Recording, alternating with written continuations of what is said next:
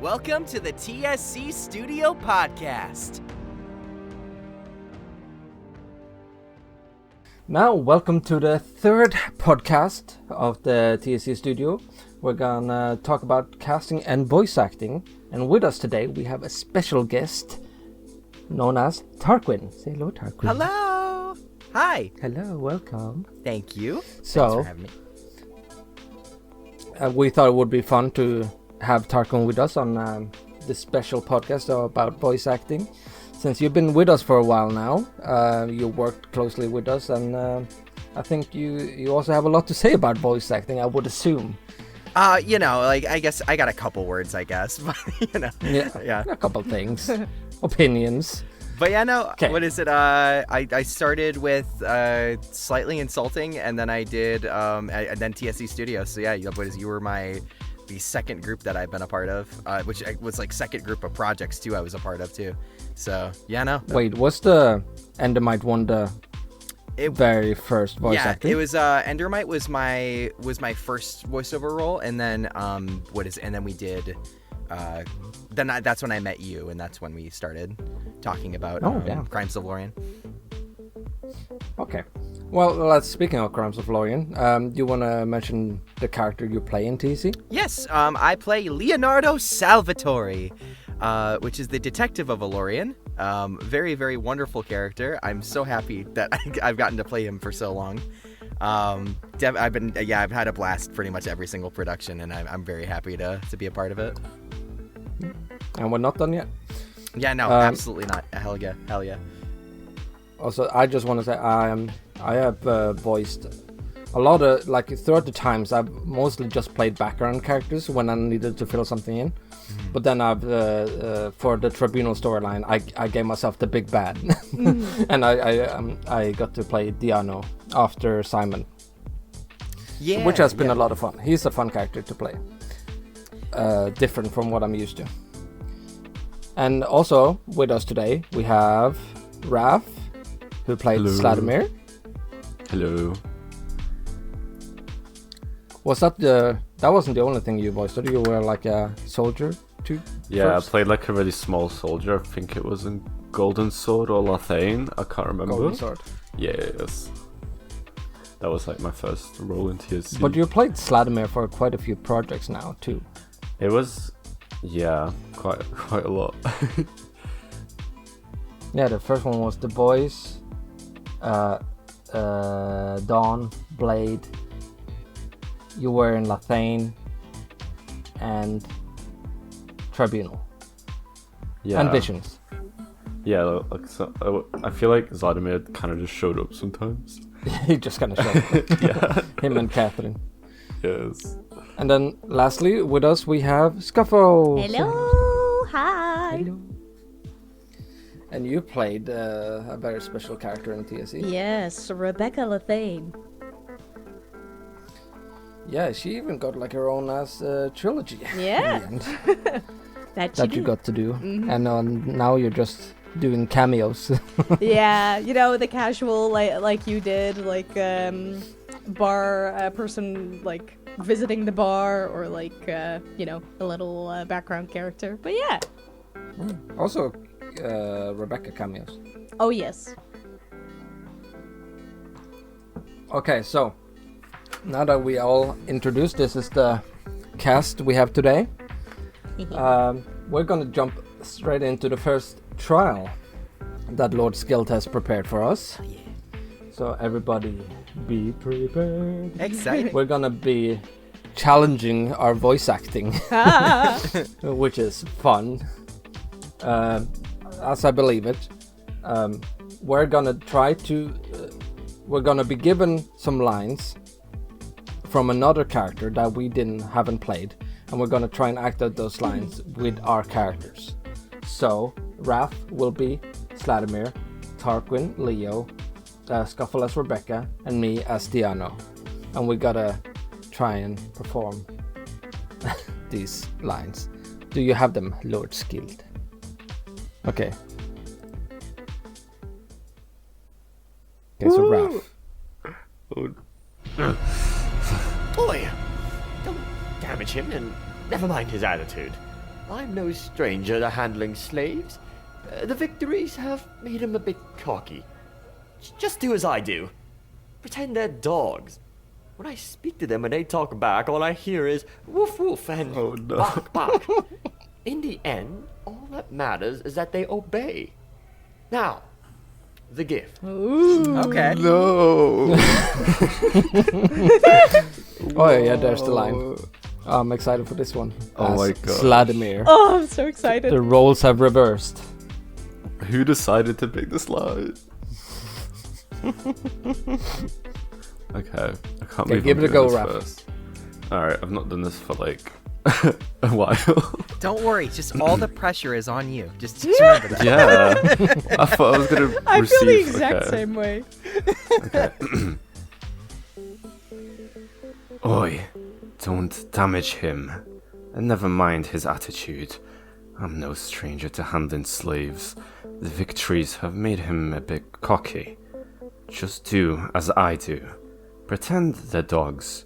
When I speak to them and they talk back, all I hear is woof woof and bark bark.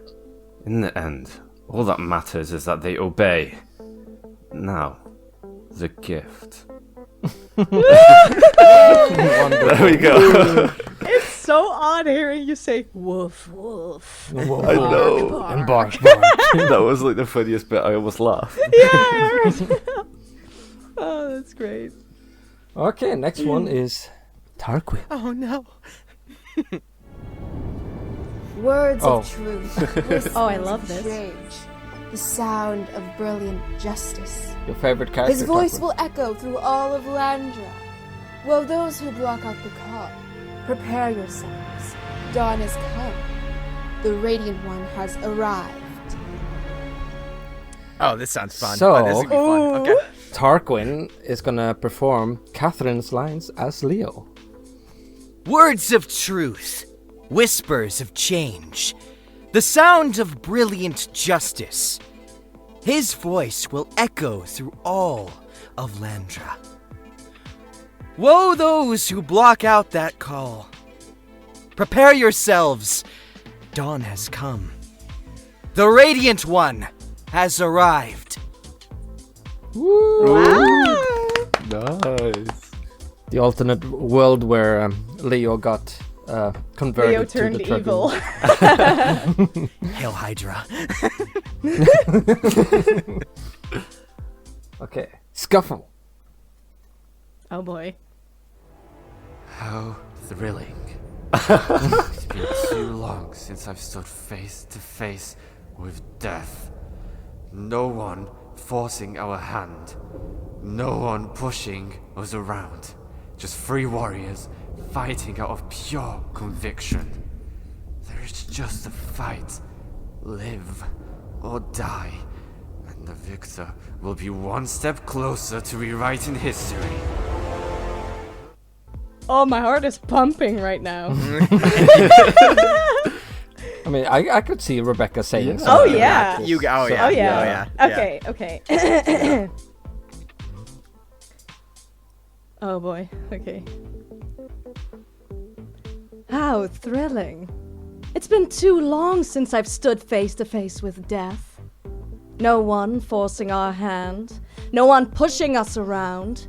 Just three warriors fighting out of pure conviction. There is just the fight, live or die. And the victor will be one step closer to rewriting history. Yeah. How do you judge it, Raph? I loved it. I want to see Rebecca say that. Oh god, okay. Now it's my turn. Oh,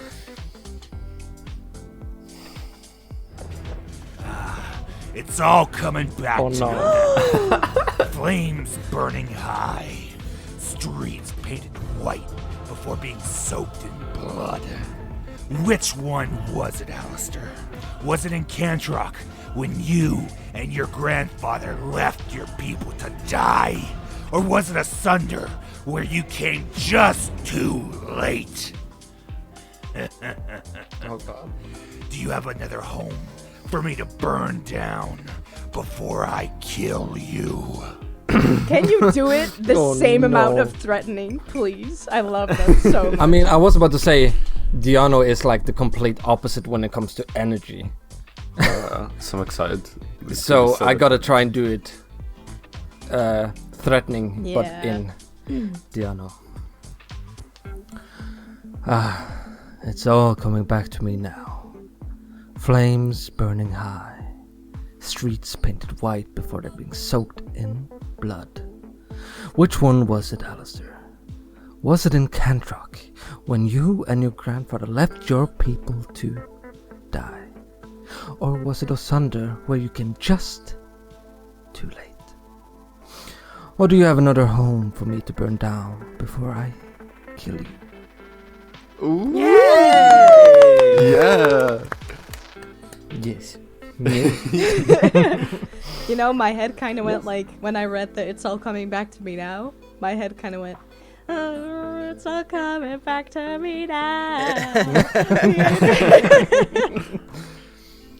Okay, so that was the first trial from Lord Skill. That was More to so come. fun. That Yeah, was it very was a fun. lot. Good job, everybody. Yeah. Yes. Okay, now let's get on to the topic. And Scuffle, you're gonna be taking care of how does TSC Studio cast our voice actors? Oh, So, yes. casting director, take it away. Thank you.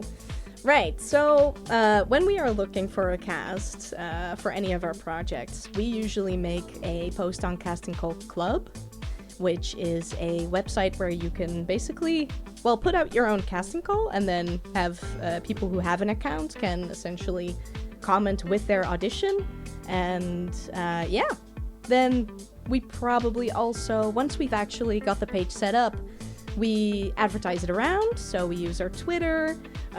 If there are any people that we want to see auditioning, sometimes we reach out to them.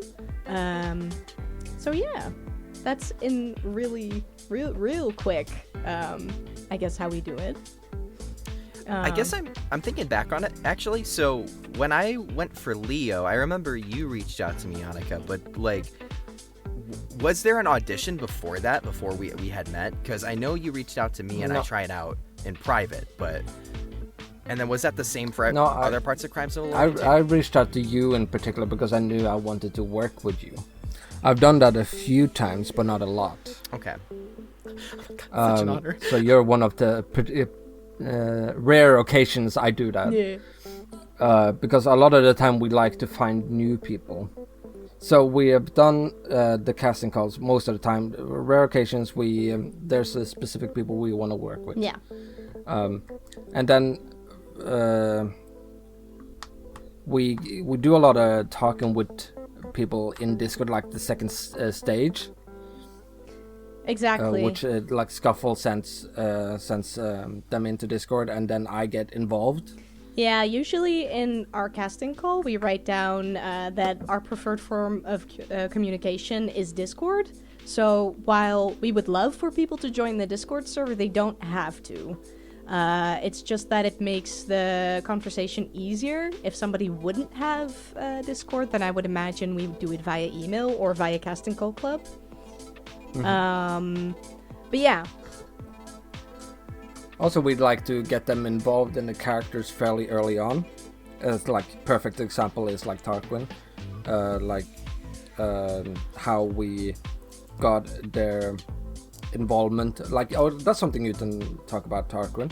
Like how you have pretty much helped develop Leo in a lot of ways too, and what's gonna happen with him and how he is and so forth. Yeah, and I think the early parts of the process were really helpful with that. Was when we went over Leo at the beginning, I was able to sort of already figure out the character beforehand. That way, when I came into Crimes of Valorian, I was prepared. And then the further we've gotten into it, now with Tribunal, I felt a lot more comfortable being able to jump in and sort of give my own feedback on it because I understood the character a lot better. Mm-hmm. I think definitely Like if we didn't have that early homework, I don't think I would have been as confident to do so. Yeah, and you have even come up with the scenes for Leo that do like character developments and stuff like that. Like as I said, as I've talked about in like the premieres, you sent me a whole ass podcast. Yeah. About what would happen to Leo after the tribunal. Yeah, because you told me what was gonna happen. After tribunal, and I was like, wait a minute. No, wait, hold up. And then I ended up sending you, that podcast being like, no, Leo, this is like his lowest point. Like, we need to show that. We need to show that he is like at his breaking point. Like, we need to make sure that comes across, because before now he's been this super confident character, and he's just been the guy who always figures out everything and always has some kind of solution. So to see him at that low where he literally doesn't have one is so vital. Like, we have to show that about him. Yeah, Ray sent me threats in DMs after watching that scene because of you. Oh no! he got so sad. No, that's funny though. Sorry, Ray. Okay, shall we move on? Is there anything more you want to say about that? No, I don't think so. Yeah, no. There are some things that I want to say, but that'll come up at a later point. Okay, yeah. Okay, now we're going to talk a little bit about being paid, unpaid, and how, when it comes to like credits and stuff like that. What do you have to say about that, Tarquin? It kind of depends. So it depends on what you're looking for in voice acting, because I know a lot of voice actors who will do this as more of a hobby, like they're not looking to be a part of AAA productions or anything of the sort. There are some people who are looking to get practice. There's people who are looking to just get spots on their resume. There's a lot of big studios that won't even consider taking you unless you have 10 professional credits on your resume. So it kind of just depends. As far as like, I guess like I can sort of say for how I started out was one of the big reasons why I was so big on starting off with Machinima was because I wanted to make sure that I had practice in voiceover before I started going for bigger projects, because I felt like all of the obstacles of getting into character and trying and figuring out the differences between theater, which is something I grew up with, and voiceover, I could figure that out while working with everyone else here. And on top of that, y'all were just masters at creating scripts that looked like theater production scripts. I think I can fully say that there were only 2 groups that I have seen in the past 2.5 years that I've been doing this, that went that professional route and like had that attention to detail that the studio had, and that would be the Machinima Hub groups and one other production that I can't talk about, but that's literally it. And I've done what am I on now?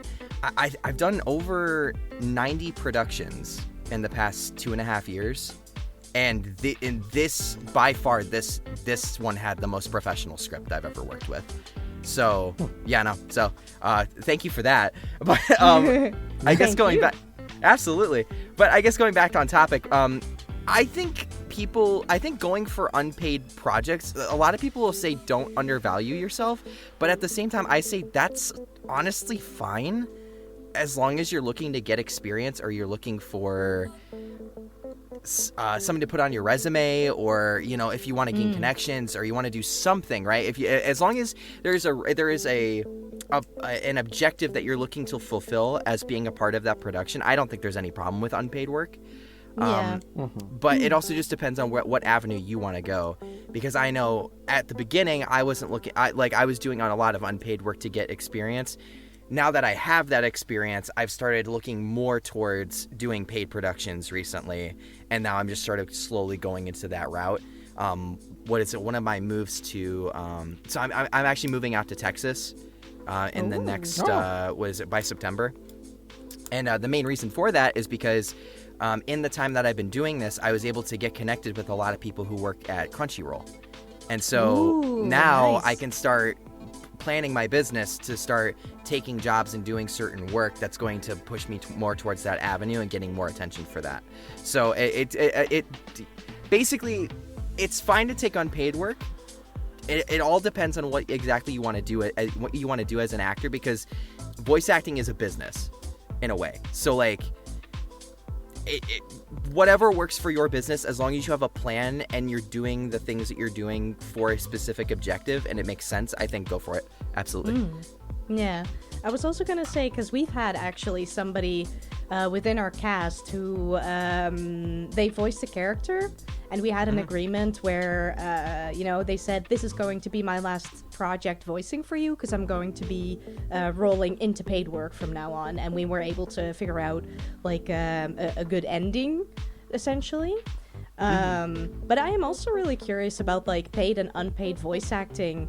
I mean, personally, I just really like to do it for fun. Kind of like you said, some people do it as a hobby. Oh yeah, absolutely. And there's nothing wrong with that. There's lots of people who do that. Yeah.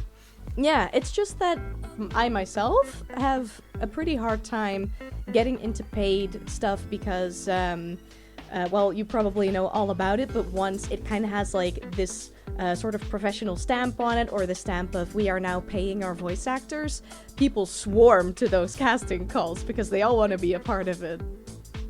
Yeah, absolutely, because on top of it being paid, on your resume you can also mention that it was paid work. And so a studio that you want to work with down the road, for example, can look at your resume and go, okay, this voice actor is so a director determined that this voice actor had a voice that was worth spending money on.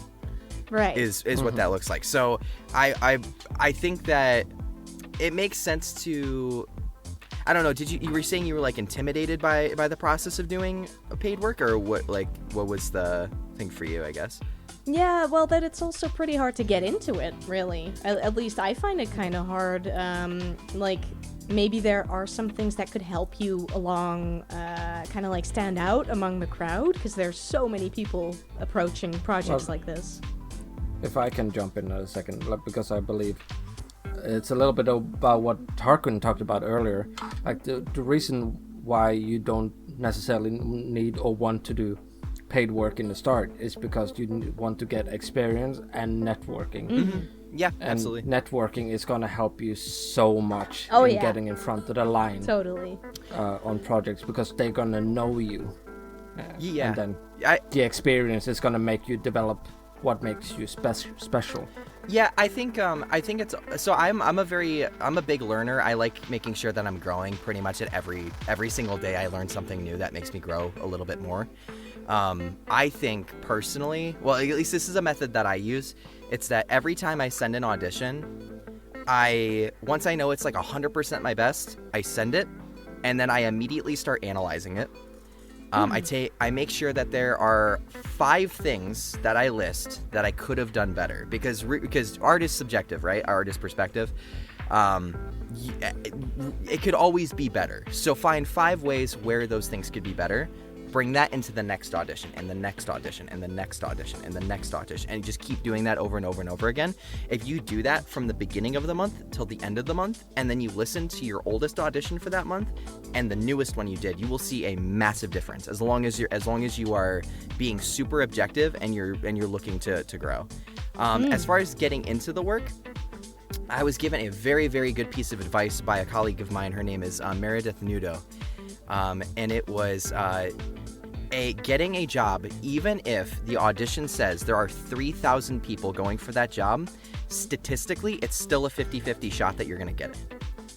And how that makes sense is either you're right for the part or you're not. That's all it is. No matter what, it's a 50-50. So that's a very good point. Yeah, no. So I would say, as far as getting into paid work, it's honestly more of a sense of make sure you're always sending something you're proud of. Send and forget. I've found most of the times when, like,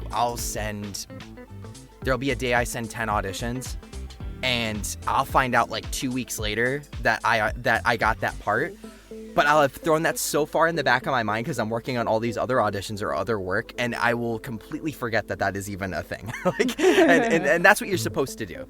But so I would say I would say there is always, it is always worth trying. Always give it a shot. Never be intimidated by it. Because again, it's always a 50-50 chance if you're going to get it or not. You might as well throw your name in there, you know? Yeah. All right. That's very good points. Okay, I think we can move on from that now. Mm-hmm. So the next one is being a voice actor for TSC Studio. Yeah. So that is like things like that we do special, maybe not special, but we do it differently from a lot of other Machinima studios. Yeah, this is. It's like we. Sorry. Yeah, go on. I was gonna say this is the point where I said I wanted to get like back to what the idea I was or I had in my head was. Yes. Basically, kind of like when you were talking about our voice actors being able to kind of sometimes decide things for the characters or suggest things, and then we work with that. Like we really work with our voice actors. I felt like this really tied in with this point, especially like you were already about to say with the script reads, the chemistry readings, kind of like getting into character already, but not recording yet. We're just like really feeling things out. How is it going with each other? Like these people being paired with each other. What things? Also, how we work as a group. And yeah. So forth. Yeah, definitely. Maybe some ideas pop up. Yeah, but yeah, I think that's a really big part of. I remember also with my time of voicing Rebecca, that is kind of also how I rolled into the team. At least I believe so. How, you know, I had a bit more say in the character itself. I really got to know Rebecca a lot better. And then kind of like helping, not necessarily making a bunch of choices, but feeling if something is right for them or not. And I feel like Tarquin might also have had that experience. Yeah. Yeah, you two you two are the ones that have had the most influence on your characters, I believe. Aw, yeah, you're that couple. We have power. Yes, high five. So how do you feel about that, Tarquin? Like the way we do our communication, our structure, compared to like others, for example. Like, how do you feel we do with our voice actors? Like other Machinimas or other projects as a whole? In general. In general, I think this might come off surprising. What is it? Group reads are not very common. I find that I wouldn't think they are. Yeah, I actually thought that was pretty shocking, especially for a lot of audio dramas that I've worked for, where we do not do script readings before that, which I would think we would if, you know, we're trying to go off of each other, or like we're trying to get a sense of the environment and like everything that's going on from start to finish. But yeah, no, I think that definitely makes TSC stand out for me, because it is nice to get kind of a vibe check from everyone in the room. Oh, okay, what is everyone feeling in the scene? How am I responding to this? What could I do better in that response? How can I how can we kind of use our brain power together here, find out what's going on in the script, and then make sure it sounds good when we actually get to the recording booth? I think that is definitely a lot different than most of the productions I've worked on. More times than not, I end up not even like speaking to any of them, to any of the other actors. Like we just don't see each other ever, and it's just I think it's a lot. There's a lot more sense of community and sense of teamwork when we're all in a room together. So yeah, which is why I loved theater so much. I love the fact that all of us could kind of work our energies off of each other, but you can't. But a lot of times in voiceover, you don't really do that, and it's just interesting. Yeah. Yeah, especially in Machinimas, you normally don't work together. No, definitely not. You barely even talk to the director even a lot of the time. Yeah, I totally agree. It's definitely something that stood out with TSC Productions. What would be another thing? I mean, do you do a lot of recording sessions with other voice actors? Depends on the production, but most of the time, no. Like, I guess one of the ones I was really surprised with was there's very rarely animations too that I've worked on, where, like, you know, for animations we have to speak lines in a certain way where the animator can then go in afterwards and then use the lines. Very similar to how you all use Blockbuster. And it's just, it is a little strange because, what is it? The way that I will say a line and how someone else will say a line will sound very different. And then we end up having to re-record later, which could have been solved if we had just been in the room together in the first place. So I definitely think that that's something that I wish I would see more. But I mean, that probably will happen in the future. But for right now, that's at least where I'm at. I haven't seen too much of it, which I do thank TSC a lot for. Raph, how you have done some voice acting for us now before you even joined the team. How has it been for you? Yeah, so I kind of got in very similar to Scuffle, where I was just playing a character, and then because the character was like an ongoing role, I kind of started developing it more, started to like actually like myself be kind of giving him a backstory and doing research about it. And then Yannicka is always very like, Yannicka always wants to know what we think as voice actors, so that's kind of how I built my way up, and then started doing some writing, and then like eventually joined as a producer. But yeah, just like everyone else has mentioned already, like, because I do direct on the side as well for my own things, I feel like the recording sessions are specifically kind of the biggest standout. But as everyone's already mentioned, kind of your interaction with other voice actors, there's also the fact that film is a director's medium, and just the power of the voice actor being with a director, and the director actually deciding what, like, guiding and actually directing the voice actor rather than just sending them a script, which a lot of the time, if it's not even written by the director, then the director actually has no influence on the voice acting at all if they're not in the same call. So yeah, the director actually being able to create their vision by being in a call with the voice actor and like communicating with each other has like a very, very huge impact, I'd say. Yeah. I think maybe one of the reasons why you would not want to have like a call where you live direct somebody is that you might not, well, this is like different for everybody, but you might be wanting your voice actor to do more takes. But on the other hand, I feel like if I'm recording on my own in my booth, I will do way more takes than if I'm being directed by somebody who says, okay, that's good, we're moving on. I feel like that also helps. Yeah, it's you don't do more than necessary. Yeah, I mean, it's something but that... also, a good director will push you. Yeah, true. I think it's something that I personally still want to work on, like not do as many takes, because then I'm in the booth for way longer than I should be. But it's nice to have somebody actually there with you saying like, okay, that was good, yeah, alright, yeah, let's go. I do like, though, that throughout the years, I've kind of managed to influence a few other directors in Machinima scene, at least, to start adapting our way of like doing script reads and recording sessions and stuff like that, because they themselves have maybe done some voice acting for us and then just seen how effective it is to getting really good results. Yeah. And therefore started doing it themselves. So I'm like very happy that our, like, a lot of people might not enjoy it because they might be stressful or like their anxiety and stuff like that, which is understandable, then they don't have to. But more often than not, I have seen more good results with doing it our way than having to just receive the lines without directing.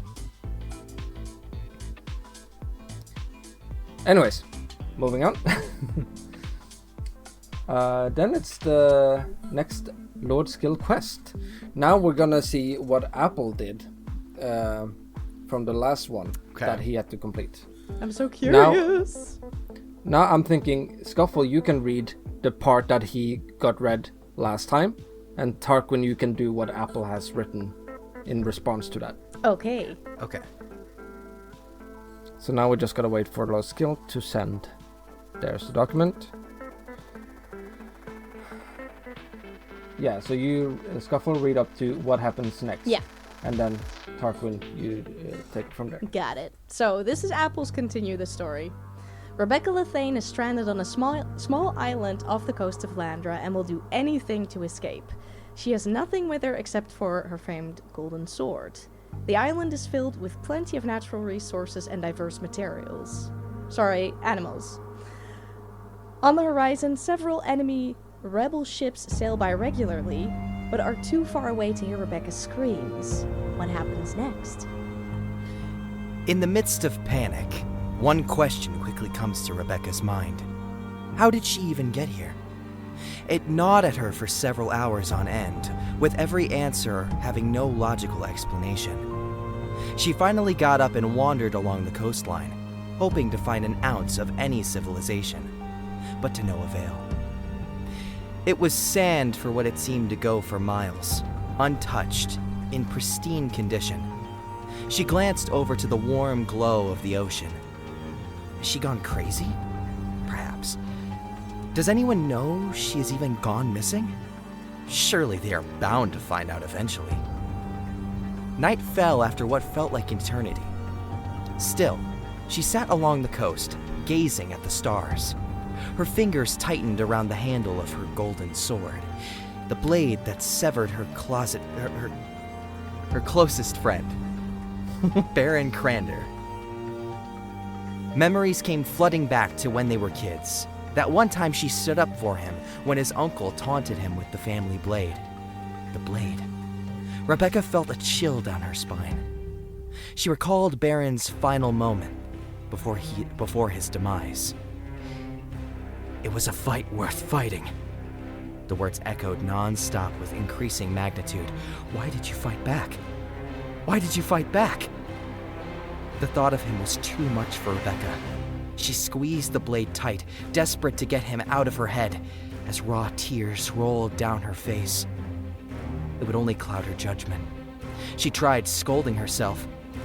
This was no time to get sentimental. She wanted out of this forsaken island. But how was the question? This was her punishment. She was certain of it. There was no other reasonable explanation. Then, whoosh! Rebecca heard the rustling sound of foliage behind her. Impossible! There was no one else on this island but her. With her golden sword in hand, she carefully approached the greenery. The anticipation was unbearable. She was prepared for this. With several years of training under her belt. She was not ready to go down without a fight. A shadowy figure. It emerged from the foliage, which was a complete surprise to her. 404. The shadow began reciting random digits. 401. These numbers did not make any sense, Rebecca thought. 403. The shadow continued. 409. She took a few paces back, clearly weirded out by the nature of this mysterious individual. Broken blade, broken home, broken mind, broken spirit, broken heart. The shadow repeated. Broken blade, broken home, broken mind, broken spirit, broken heart.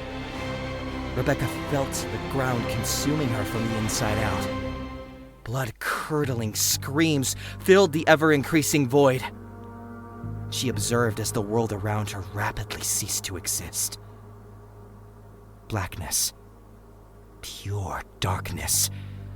A rising chill of uncertainty. Was it over? She thought. The golden sword still in her possession as she traversed the never-ending emptiness of what was Landra. It was a blank canvas. This excited her terribly. Like a kid at a market, she envisioned what the world would be like at her fingertips. Yeah, what the fuck? I got chills! I can't believe I was expecting Apple to write something like completely normal, but obviously it's Apple, so... Yeah, while you were reading it, I was just thinking to myself, if I would have gotten this challenge, oh man. Well, I would have been like, she goes chop a tree down, makes Yeah. a raft, swims away. Rebecca plays Minecraft. Yeah. Well, thank you. What is it? You said Apple wrote this? Yeah. Yeah, he just had to continue from the start text. Apple, you did an awesome job. Thank Yes, you. Apple. Yes. Wow. Okay. Well, that was amazing. Now It was. moving on. Why do you do voice acting? Scuffle, you get the lead. Right.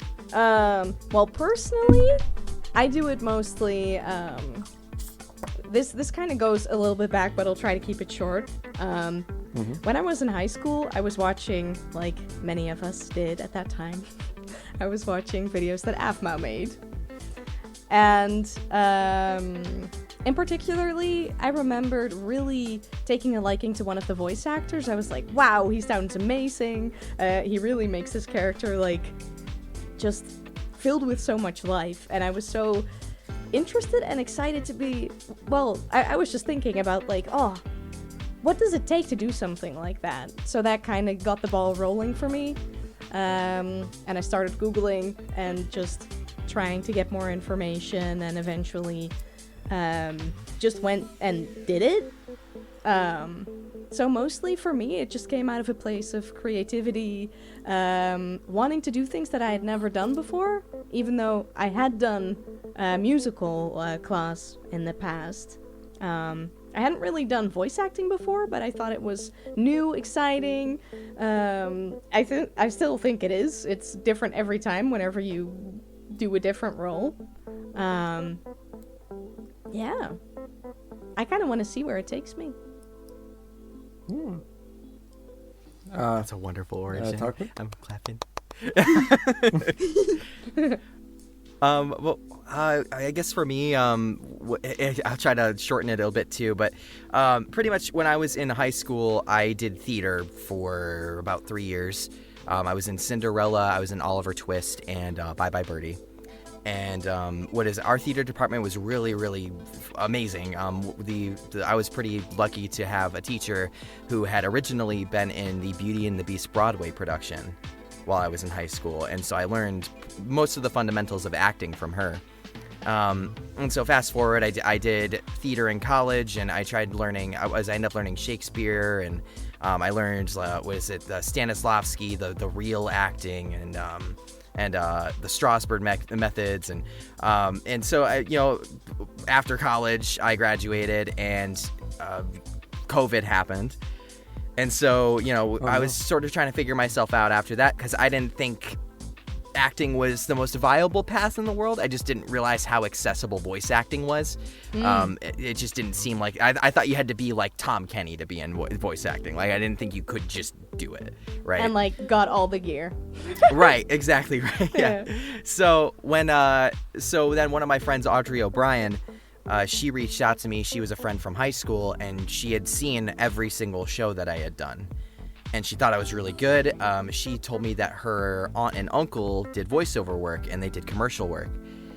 Specifically, I believe they did McDonald's ads, Burger King ads, car commercials, stuff like that. And she said, there is this video game that I got a part of. I would love to show you the ropes. I can get you hooked up as an extra. Just, shoot me a quick reference of your voice so I can send it to the director. Cool, and we'll get that all squared away. And I said, okay, that sounds great. So I ended up doing that, got in. Unfortunately, the project itself didn't end up really working out. It kind of ended up being a flop. But in that time, I met a lot of cool people. Yeah. But in that time, though, I met a lot of really cool people. Had a lot of experiences that I would not ever trade away. And I thought to myself, you know what? Like, let's really learn this. Like, let's really get into this. But I knew that acting had a lot of obstacles and a lot of red flags in it. Specifically, I know, at least I learned from my theater days, that in screen acting, there's a lot of fake agencies and studios that will take advantage of you. So I thought it was very valuable to get hands-on learning experience and also book experience before I even considered myself a voice actor. And in that journey was when I met Ray, who recruited me for Slightly Insulting, and that's how I met Yannicka, who recruited me for TSC Studios here. And then I would say a couple of months after that, it was like November of 2021 was when I would say I consider to be like when I became a voice actor. I would definitely say that when I was working with Slightly Insulting and TSC, I was still kind of in the learning phase of everything. But I would say that's pretty much why I got into voice acting. Raph, do you quickly have anything? Honestly, I only really do voice acting like very rarely as just like a hobby. But I'd say for me, it's like I'm more of a behind the camera kind of person. Like I'm a filmmaker more than anything to do with acting. I did want to do acting when I was younger, but it just kind of didn't happen. For me, it kind of started just not always finding an actor like back in the day of like the start of Machinimas, so kind of just casting myself to voice. So that it kind of just developed, but there was like a lot of like when I was very involved in Machinimas, there was a lot of people that I really wanted to work with, like TSC, One Apple, and Ray mostly, to be honest. So when I finally got my role in TSC, that was like a little dream come true. And then after that, I don't really have any goals for voice acting. It's not really something that I want to do. But I just do it. But it can be fun to do, right? Yeah. Like 100% just for fun, I would do. But yeah. How about you, And yeah. I started with acting when it came to like being involved in productions, and then I got more and more behind the scenes. But I started with acting. Acting is something I love, and that of course translates into voice acting. I'd never had like the confidence in myself to quite do it with my accent and getting into roles the same way. But that's some kind of confidence I managed to build, and doing like smaller roles, and then when I gave myself like the big role now, then I felt confident enough to do so. And I think it's just fun to get into character. It's not something I would explore to become like a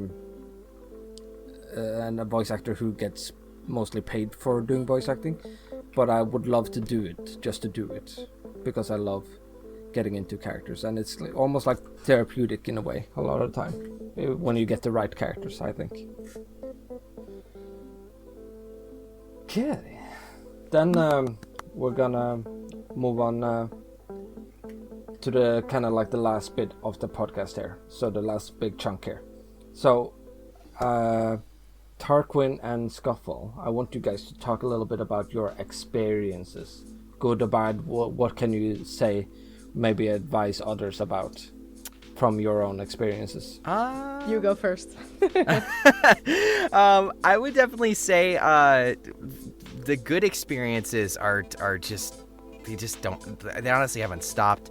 I think I think a lot of the preparation I took in the first year of me doing this really led to a lot of other things kicking off, and I think that having starting off by trying to educate myself and then fully like jumping into this was definitely the best route for me, because now I can like weave through everything super easily and then figure out what direction I want to take with what directions I want to take and what chances I want to go for.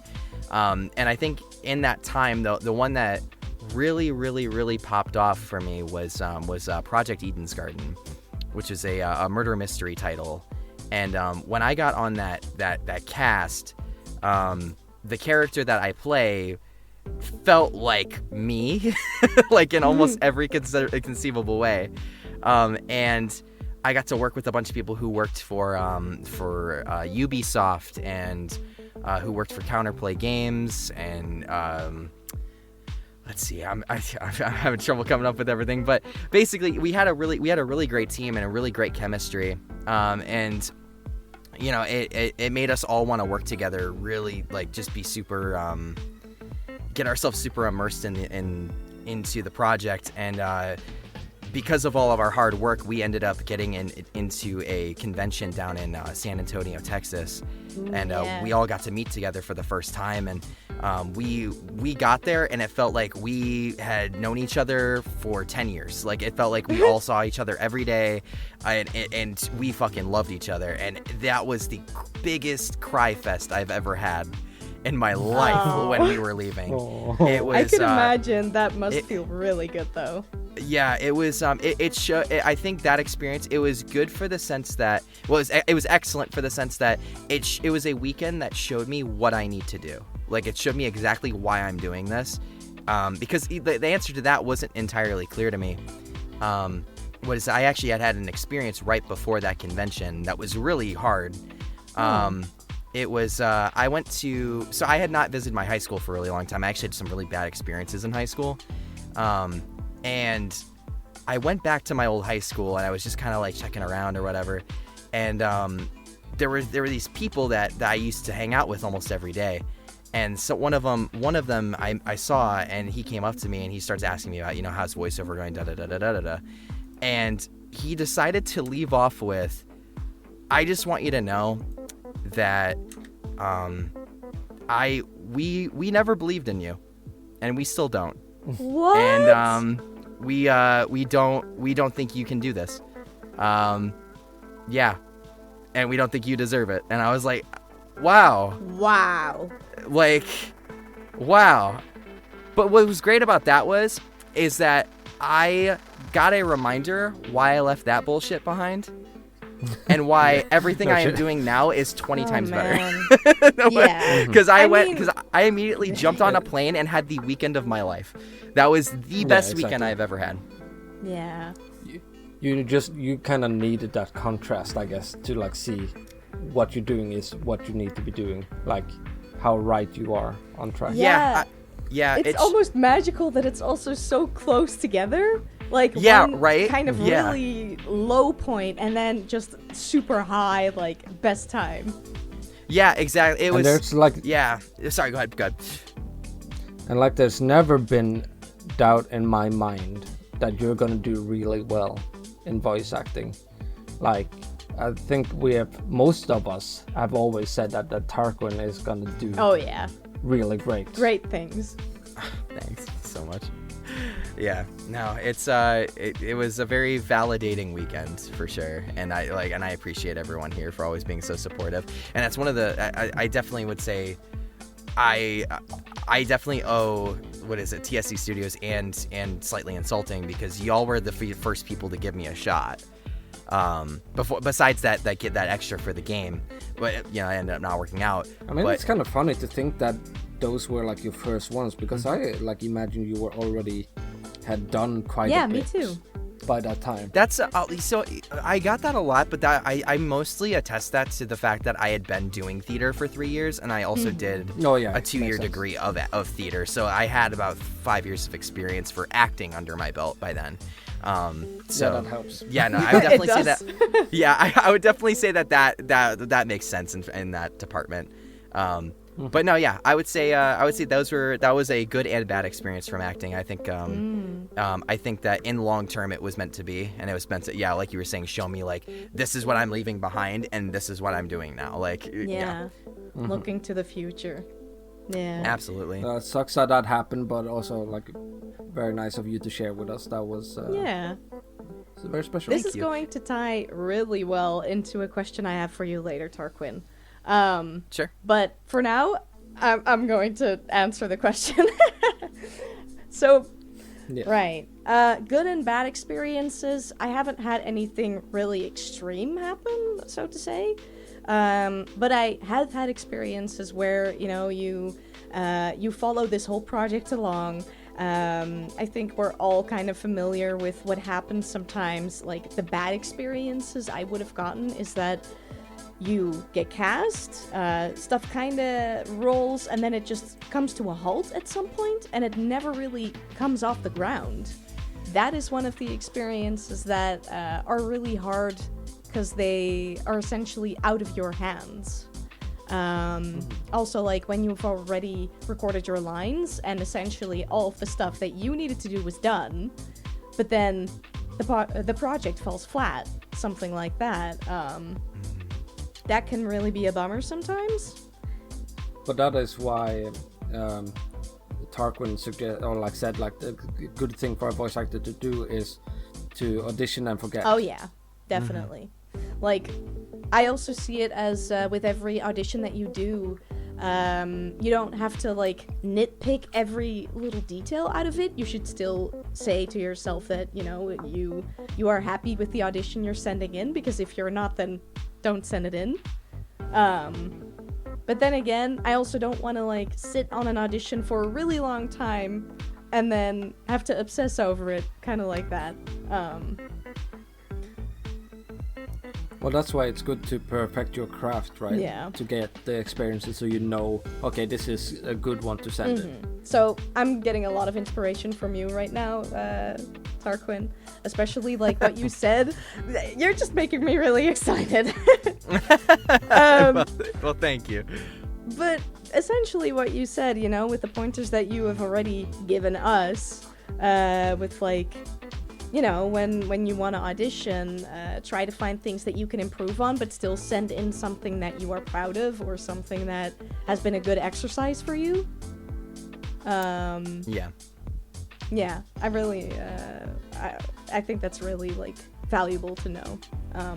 Good Absolutely, sides, like, kind of like tying in on the same topic, like what I was talking about, but then on the flip side, it does feel just really good when you see something starting out small and then making it all the way to the end, and then it being posted and shown love by the community, by people who are like following the channel, stuff like that. That also just feels so good to have something completed out there to be proud of, to show to everybody. That's amazing. Yeah, it satisfied you artistically. Yeah. That's I think that's the greatest reward out of any of this stuff, for sure. Okay, before we do the last challenge, Scuffle, you had a question for Tarquin. Yes. So, this is also something that I'm going to tell you a little secret, Tarquin. Okay. So, basically, my question is about feeling envious of other VAs. So, it kind of also reminded me of the question while you were talking about your unfortunate experience with the people that you used to hang out with. Because I feel like a comment like that feels to me like it's very likely that it comes from a place where they are insecure themselves, or maybe envious of where you have already gotten, and they don't, instead of supporting you with it, they kind of try to bring you down. But I guess my question for you is, how do you deal with the feeling of, like, you know, you're seeing this person do all these great things and you really want to get there, but you're not quite there yet? Do you have any advice for somebody in that position? I think, well, there's a couple of things. So I would say one of the points that I try to do for myself is in auditioning specifically. Let's say there's been times, of course, where there's a character that I auditioned for that I grew an attachment for, and I was like, you know, this is for me. This is something that I can do. I am the right pick for this. Right? Like, I think I'm just like the hottest thing. What is it? I'm all that in a bag of chips in the moment, right? I'm all that. And so, but then as soon as you know, casting comes out, you know, sometimes it just doesn't happen, right? So the way that I get rid of envy is I think to myself, if I like the project, right? Like, if I enjoy the project that I am auditioning for, and I have love for that, right? I need to be able to walk away from the audition going, if I really care about the project, then I have to trust that the person that got it brought something to the table that I did not. And that was correct. So I walk away from those situations going, that person, what is it? The role is in good hands. The role is in great hands. The directors see it. They see it. Like, who am I to argue, right? Or to say like that was like, oh, I'm jealous of that, right? So yeah. I see it from a perspective of, yeah, it sucks in the moment, but I love the project, so like I want it to succeed also, even if I'm not a part of it. I don't have to be a part of the art in order to love the art. Yeah, you know, I guess my little secret was that at some point I was kind of comparing myself a lot to, well, in a different way. I was looking up to you a lot, and I still am. Aww. Yeah, I mean, you know, I am. And, you know, sometimes, personally, I have a little bit of trouble seeing whenever somebody is, like, doing a really great job, like, landing all of these roles. I kind of feel like I'm on the edge of, like, either I really want to go for it, I want to go for voice acting, or I'm going to still do it as a hobby, and that's kind of like the zone that I'm stuck in now. And then seeing people do all of these cool things, I'm like, oh, I want to do that too, but like, oh. I mean, I would say, really, you would have to really ask yourself the question of, like, what you were saying. Like, is this something, at that point, is this something you want to do, or you want to do it as a hobby? Because it sounds like you have motivation to do it as something more, but something's holding you back. And so I wouldn't, you have a journey in life, and the things that you are to get will come your way. And that's the same for everyone else's journey too. So when someone else gets a role, or someone else gets an opportunity, that isn't dampening or watering down your own experiences, because whatever is planned for you down the road, you're gonna get it. You just need to be able to put in the work and go towards it, because down that road, what might happen is you get that opportunity, right? And then that person you were envious of looks up at you and goes, damn, I wish I was in her spot. I remember there's a voice actor named wait, hold on, I want to call someone out on the podcast. I'm gonna hold off on that. But there's a friend of mine who I looked up to quite a bit when I was getting into voiceover, and I would very often ask this person questions about, what are different agencies I can go for? What are different places I can go to voice act? Can I get your advice on this? Can I see what you want, like what you would do here? And it was like 6 months or so later, we were in a call, and they were just like, Dakota, I have a question for you. And I was like, what's that? And they go, I gotta be honest, man. I'm really jealous of all the stuff you've been doing.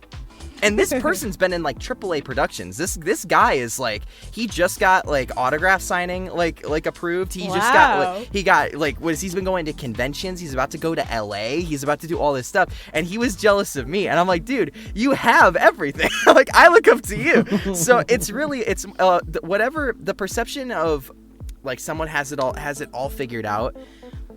No one does. I've learned that. I've learned that time and time again, that the perception that you have of someone else, that person might have that same perception of you, and that's where it's just ironic and hilarious. But never measure yourself in the experiences of someone else's life, because they were given a completely different deck of cards. They were given a completely different hand than you were, and that's not something to compare yourself to. The best thing you can do is that now that you know that this person exists, and you have someone that you want to aspire, or you want to learn off of, or you see them doing well, now you have the opportunity to ask questions. Right? And so then now, whatever is working in their tool belt, you can ask questions, and maybe you can work that into your own, and then that gets you further too. I'm very, very big on perspective. I love perspective. One of the perspectives I adore, and it's helped me the most in voiceover, and it's hilarious because it has nothing to do with voiceover, is Gordon Ramsay. And the reason is because a lot of people watch Hell's Kitchen, right? And they think to themselves, oh, it's funny British man yelling at people, right? The way I see it is that Gordon Ramsay is giving you a 101 class on standards. And that's what teaches me, when I send an audition, what I need to look for to make sure that it's up to the standard of Dakota Farnsworth. And I'm making sure that what I send is always a representation of what I bring to the table. And if it's not good enough, then go and learn what I need to do to make it good enough, and then come back. Thank you. Very inspiring. Now I just imagine if you get the take wrong or something. What are you? I have a playlist that I use for work, and it is a playlist of Gordon Ramsay screaming at me. And but it actually helps. So was it the other? I think we found the secret, guys. It's Gordon Ramsay. This is what I need to do. Donut. It's raw. It's raw. But Yeah, no, and I guess for that too, like if you ever have questions on voiceover, never be afraid to reach out. I am always open to help out and teach and help someone get a little bit further in a shorter span of time than it took me to figure it out. So, you know, yeah. We have had a lot of voice actors been part of our productions that have actually gone to you, I believe. Anyways, I know we have to keep moving, but yeah, we need to continue. For the final bit here, this is the Tarquin challenge, we called it. You kind of came up with it and we altered it slightly, I believe. Mm-hmm. But the challenge for us for this last trial here was to find a picture of an actor, and everybody else here has to figure out who in the Tribunal film is this supposed to be. Yes. Okay. Like, who have we fan casted here? All right. And we're gonna go same order skilled or opposite? May I go first since this is my challenge? Oh, I wanted to go so bad. Okay. Yes, you go. All right. Very first person is Sarah Styles. Wait. Oh, I know. I know. Can I take a guess? Sure. It is Captain Kara. Nope. Oh, Huh? I was What? thinking Captain Kara. What? Those curls were like instantly Captain Kara. Oh yeah, Yeah, for me too. I was like, same. oh, Kara? Hmm. I mean, there's only one other, right? One of the TSC female Is there? from the Tribunal. Wait, what? Huh? Isn't it Catherine? Nope. Oh. What? Huh? Ooh.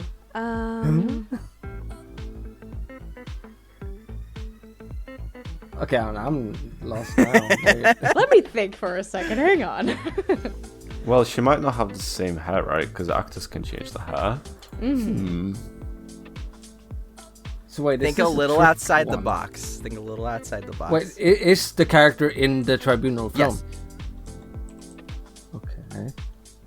Because is it Rebecca? But no. Couldn't be. A little bit outside. What the is box. Sarah Styles known for?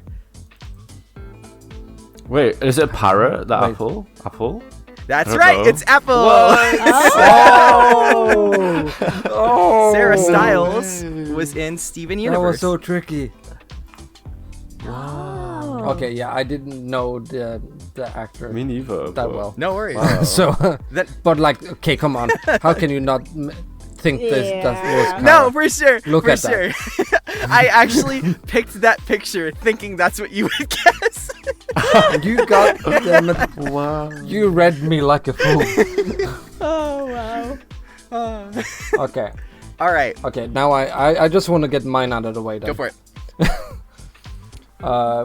Because I had thought about doing it more complicated, but I think it's a tricky one. Okay, so this actor's name is Jimmy Simpson. He is known for his role in Westworld, Black Mirror, now Dark Matter. He's been in Star Wars, done some voice acting, and in Justice League. Now, who have I cast? Here. I am gonna guess Dalton. Okay, any other I guesses? want to say Leo. Okay. Raph, who do you think? Aaron. You're all wrong. It is Diano. Plot twist. Wow, your own character. The Yes, way we my didn't own even go character. for it. Wow. So, because I've seen this guy's transformation in the Westworld series, and I'm like, ever since I saw him turning bad, I'm like, oh, this dude, Diano. Very nice. He has that like calm, smooth, like that evil that lingers behind the eyes. Like, oh, he's so good. Interesting. So that was my cast. Okay, my turn. Yeah, yes. Go Raph for was it. like, but I'm gonna be last. That's good. That's good. Hooey. Oh, that Oh. is Aaron. Yeah, That is I gotta Aaron. be So- honest. That one was that might have been the easiest one, Aaron. That is Aaron. So this guy is called Carl Urban. And in my head, I did not have him for Aaron. No, Dalton. What? It's Dalton, isn't it? Oh. Any other guesses? I mean, it could be Vladimir. It could be Vladimir still. Oh, Vladimir is like the other guest from Aaron. Yeah. I have picked Carl for Sheriff Dalton. yeah. Okay. Yeah. My gut said mean- Dalton, and then I heard Aaron, and I went, "It has Wait to be a Aaron." Wait a second. You did get Let it me- though. But I saw Carl in his role in it's at the tip of my tongue. The Boys. Yeah, the boys. Oh, yeah, Yeah. his yeah. And when I attitude. saw him in there, I was like, oh, yeah. That's exactly what I was thinking of when I said Dalton, because I was like, yeah, in the boys, he's like, Yes. yeah, Dalton's definitely got some Billy Yeah. Butcher energy. Uh-huh.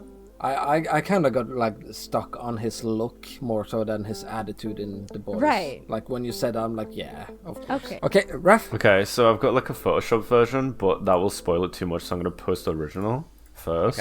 Okay. Okay. So I've got Anya Taylor-Joy. Ooh. Okay, that is Catherine. Yeah, I was about to say. That's gotta What be do you Catherine. mean? Okay. She's got that like She does. calm She does. Oh, yeah. Oh, dude. yeah. Oh my god. That's perfect. Yeah, so I pick Anya Taylor-Joy because she's like got that such super ethereal energy, and like even her with her blind eyes, it just looks so good. Like she's just got Yeah, that that look is- and that voice, and I could just see it. I can see it, definitely. Yeah. Okay. That was the fan casting that we got challenged by Tarquin. Now we're gonna spin the wheel for who's gonna do the next one. Spin the wheel. And- Spin the And the wheel. next challenge for the who gets picked now, they have to draw a picture of a moment / character in TSC that means a lot to you. Ooh, a moment or a So character? let me full screen this, and you guys probably want to see it too. Yes. Yes. I want to see the wheel. Okay. Let me start recording. And spin. Spin, spin, spin, spin, spin, spin. Watch it. Ooh. Ooh. Tanner! Oh, it's gonna be Tanner. Nice. It's Tanner. Okay. First try. Hell yeah. Very nice. Okay, very good. Tanner, get out your art supplies. Get out your paper. Do it. Let's go. Yes. Watch him do it on paint though. Ooh. I'm actually kind of scared what he will come up with. I was kind of thinking, when you said paint, I was thinking, what if he actually makes a painting? Oh, I meant like the program Oh. paint. That's Oh, what I MS realized that. Paint. Yeah. Yes. Yeah. Watch him do like a MS Paint masterpiece. Anyways, okay. So the next, I'm gonna talk a little bit about what we've been working on. I had to move, so that's why the podcast got delayed and a lot of stuff, and I haven't been able to work as much on Volition as I wanted to. But I have made a lot of progress on the next live action project. So we have done like a concept photo shoot that I can show a little bit of. We have done auditions. We have got an audition. I started talking to actors, and we have had a meeting with Hinheim, which is a sword fighting group, which we have come to an agreement that they're gonna get like a sword training course. The actors is gonna get that from them, Very and they're nice. gonna choreograph the fight for us, which is gonna be really cool. Thank you, Hinheim. That's so sick. Thank you, Hinheim. So the actors is gonna start training as soon as the choreograph is ready, and then we're gonna try and film in August. So that's gonna be really cool. Super And excited. let me just say, in the next podcast, it's gonna be about how to make a machinima, so the actual production filming using Blockbuster, and we can talk a little bit about the similarities of Blockbuster or differences Blockbuster and live action, as me and Raf have experience with. And that's going to be a fun podcast. And thank you so much, Tarquin, for joining us as our first guest. Of course. Thanks for having me. Thank you for your Thank you, wise Tarquin. words. Absolutely. Yes. Yeah. Let's. Everybody's so inspired now by your Why, thank what you. experiences and It was The that knowledge. Shakespeare worded coming to work. Oh, you're just a wonderful darling. It's so witty. Also, thank you, Lord Skilled, for yet again setting up another wonderful podcast. Like, Thank as you guys you. know, like Yes, thank Lord you. Skilled doesn't talk, but he does all the pre-work for these podcasts to make sure that we have something to talk about and have it structured when we do. So thank you, Lord Thank you, Skilled. You Skilled. are amazing. And with that, I say bye-bye and see you guys next month. Bye-bye. Bye-bye. Bye-bye.